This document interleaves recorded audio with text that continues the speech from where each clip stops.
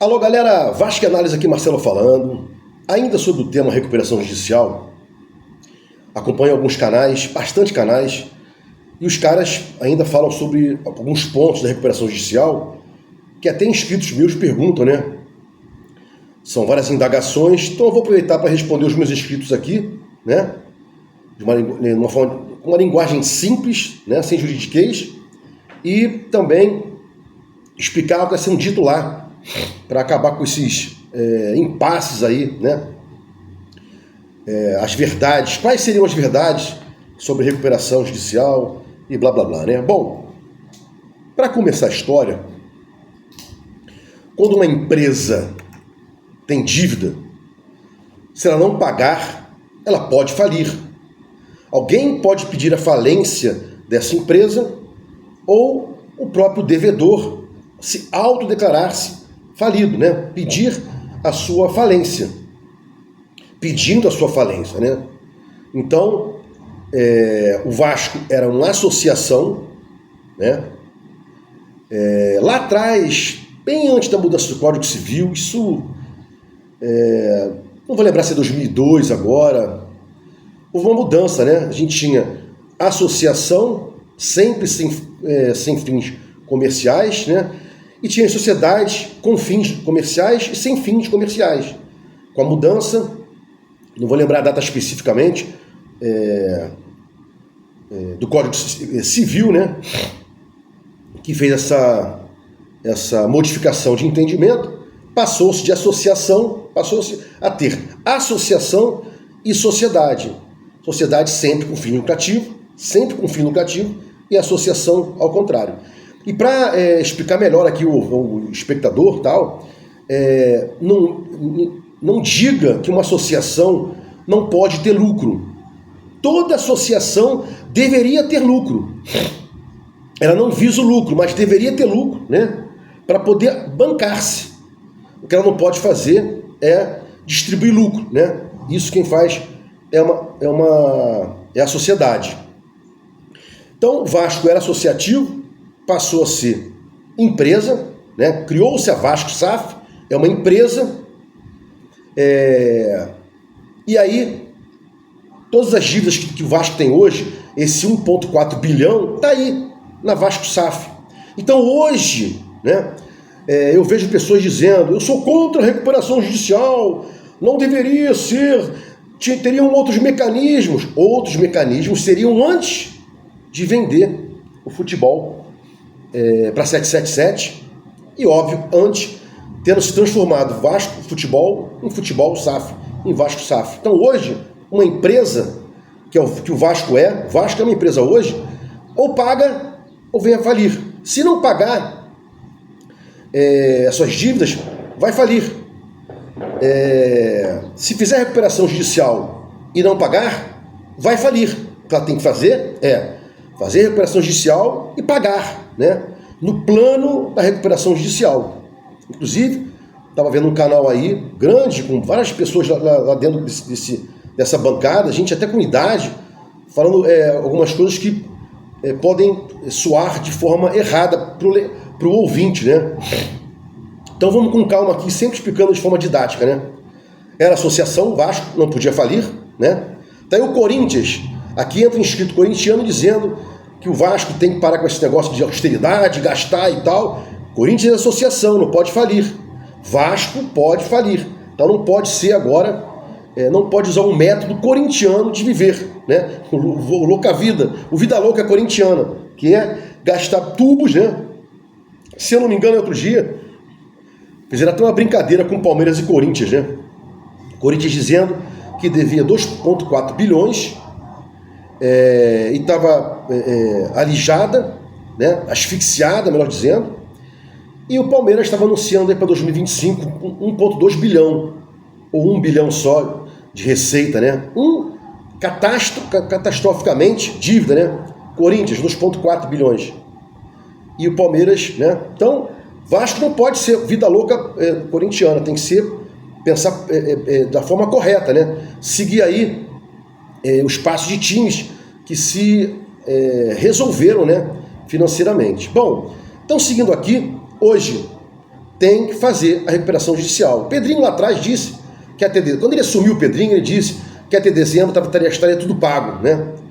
Logo depois ele se desdisse porque a 777 foi lá, tungou todos os valores que tinha na Vasco SAF, né? E aí ele botou para dezembro, e agora está dizendo que o Vasco se paga em até março, né? Eu já falei aqui, essa previsão de pagamento, já está tudo ok e tal, até março, a suspensão lá das execuções que ele pediu e que o juiz prolongou o tempo, né? Postecipou os pagamentos, então está suspenso com a retomada dos pagamentos obrigatórios em março. Por isso que o Pedrinho vive dizendo que até março está tudo regimentado, está tudo definido, blá blá blá, só por esse viés estão suspensas as execuções. Daí, nesse ínterim, ele conseguiu aprovação no Conselho Deliberativo do Vasco para seguir a recuperação, né? O problema lá é que algum sócio poderia dizer, algum conselheiro poderia dizer, né? Eu me insurjo contra os moldes da recuperação, mas não da própria recuperação judicial. A recuperação judicial tinha que sair, tem que sair. O que o conselheiro, né? O que o sócio-torcedor lá que tem poder de voto poderia falar, friso aqui, é apenas a forma de como as coisas seriam feitas, né? Forma de pagamento, né? Tempo de pagamento, o que pode ser provisionado e etc. Né? Então, recuperação judicial hoje não tem outro caminho a não ser a recuperação judicial. Né? E aí, eu escutando esse podcast, como eu falei mais cedo, né? Lá vários senhores e tal, um falou assim, um perguntou, e se o novo dono, né? O cara que comprou o Vasco, não pagar a recuperação judicial? O que acontece, né? Óbvio, se o novo dono não pagar a recuperação judicial, ele vai ter comprado uma empresa que vai vir a falir. Simples assim, né? Se eu compro uma empresa que tem recuperação judicial e não pago, essa empresa vem a falir. E aí, quais são as repercussões disso? O vascaíno poderia ter a rédea curta, né? Vamos nos ferrar durante anos e anos, mas observando lá os pagamentos, blá blá blá, não conseguiu pagar no dia tal, força-tarefa, paga daqui, paga dali, que é uma porcaria, mas poderia ser feito. Agora, quando um dono novo compra, ele pode deixar falir se ele quiser, né? Ele pode se lixar. E aí tem que ter alguma previsão contratual para isso, né? Por exemplo, se o novo dono comprou a Vasco SAF, não pagar, o Vasco pode retomar em 30 dias, em 15 dias e tal. É possível colocar no contrato uma previsão nesse sentido, para impedir que o Vasco venha a falir pelo descaso do novo dono. Então isso é muito importante, né? Não vejo ninguém falar sobre isso. Vasco tem que colocar uma cláusula, caso venha a vender, e vai vender, o Pedrinho quer vender a SAF, para retomada imediata, né? Com uma mera notificação, para que ele possa retomar os pagamentos. Não sei se vai conseguir, mas tem que ter pelo menos essa previsão contratual, né? Então, o Vasco, se o novo dono não pagar a dívida, não sei o que e tal, respondido, vai à falência. O que ele comprar, estiver pagando, vai à falência, né? E tem que ter essa previsão contratual do Vasco para retomada, né? E aí outro perguntou, né? Outro lado dessa bancada desse canal aí de YouTube, não vou lembrar o nome agora, quanto tempo o novo dono teria para pagar? Aí um lá, né? Pagar é problema dele, né? Se ele comprou, é problema dele, vai pagar como ele quiser. Não, está errado, né? Na recuperação judicial tem um tempo de pagamento, tem uma forma de pagamento, que o novo dono vai ter que respeitar esse plano de recuperação judicial. Então, em momento algum, quando a gente escutar que alguém falou que o novo dono vai poder pagar como quiser, que é problema dele, está errado, porque se não pago lá a recuperação judicial, a dívida vence por um todo e acontece a falência. Então, mais um erro lá de posicionamento desses caras, né?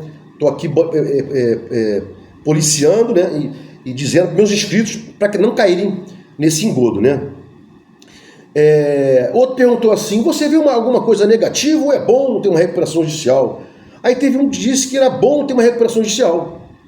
Quando que uma empresa em recuperação judicial vale mais do que uma que não está em recuperação judicial. Tem alguma lógica o cara falar isso? Não, a recuperação judicial foi benéfica para o Vasco e blá blá blá. Não se trata de ser benéfico ou não.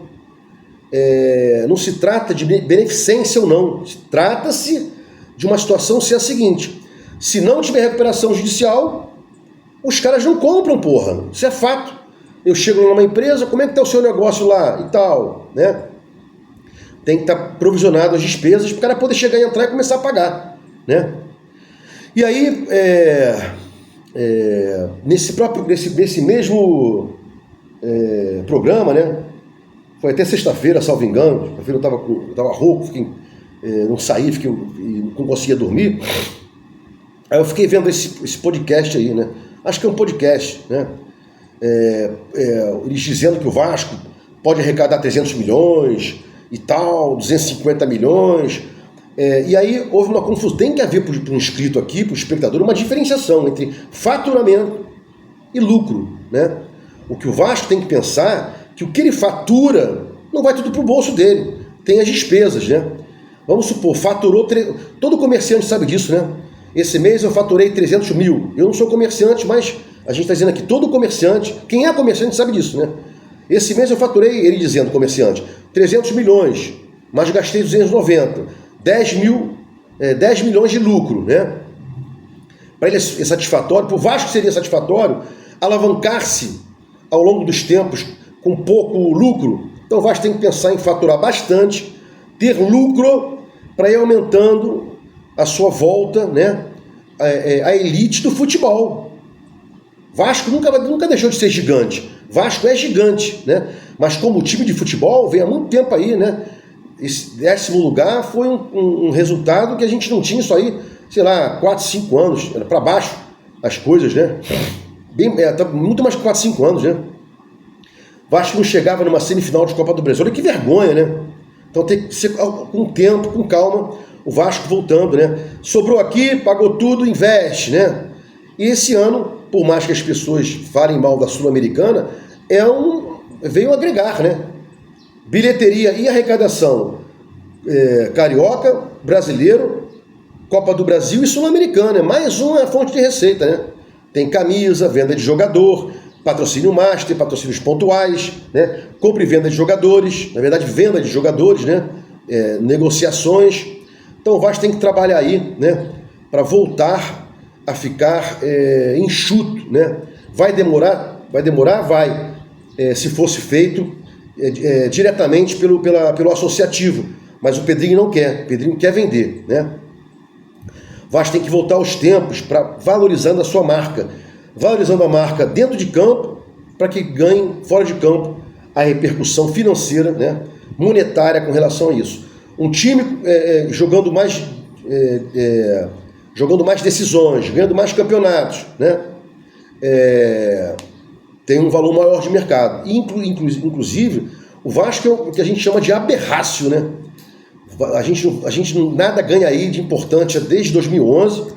O último Carioquinha foi em 2016, inclusive bicampeão, né? E a torcida do Vasco não para de crescer, né?